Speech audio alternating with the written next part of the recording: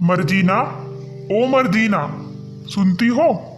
देखो इस बार बिजली का बिल कितना ज्यादा आया है। अली बाबा ने अपनी बीवी मर्जीना को आवाज दी। हाँ हाँ, देखा था मैंने। पूरे 65,000 रुपए हैं, लेकिन इतना ज्यादा बिल कैसे आ सकता है? मर्जीना ने किचन से ड्राइंग रूम में आते हुए कहा। यही तो मुझे भी समझ नहीं आ रहा है, आखिर इतना ज्यादा बिल कैसे आ सकता है। मैं एक काम करता हूँ, अभी बिजली के ऑफिस जाकर उन लोगों से बात करता हूँ, शायद उन्होंने गलती से हमें इतना ज्यादा बिल भेज दिया है। अली बाबा ने कहा। सारी मुसीबत बस हमारे लिए ही है। आखिर तुम अपने भाई कासिम को क्यों नहीं देखते? करोड़ों अरबों की दौलत है उनके पास, कैसी चैन की जिंदगी गुजर रही है। क्या वो तुम्हारी कोई मदद नहीं कर सकते? आखिर में मर्जीना उदास हो गई।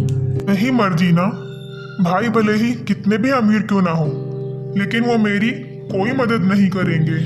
अली बाबा ने कहा और इतना बोलकर वो घर से निकल गया।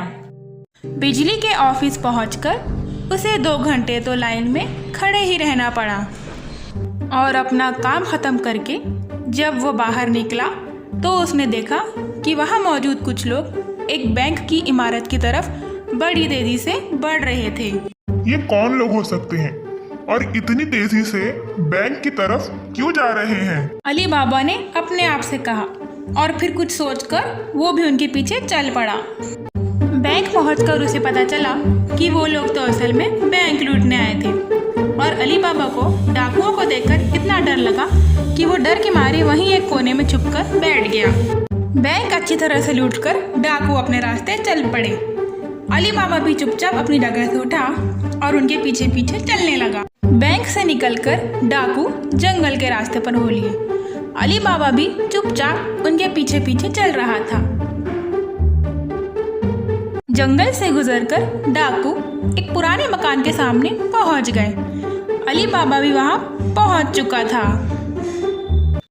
फिर सब डाकू उस मकान में घुस गए और थोड़ी ही देर बाद वहां से वापस बाहर भी निकल आए और मकान के सामने 2 पहरेदार छोड़ गए।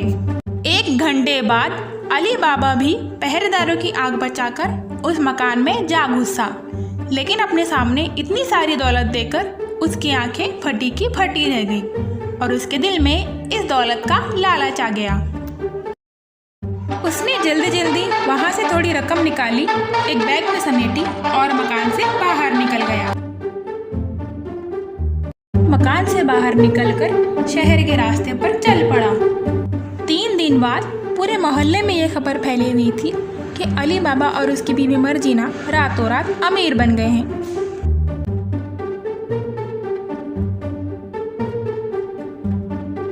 अली बाबा तो अमीर बन चुका था, मगर उसके अमीर भाई कासिम से ये बर्दाश्त नहीं हुआ और वो हसद की आग में जलने लगा। और फिर उसने पता लगा ही लिया कि अली बाबा अमीर कैसे बना था।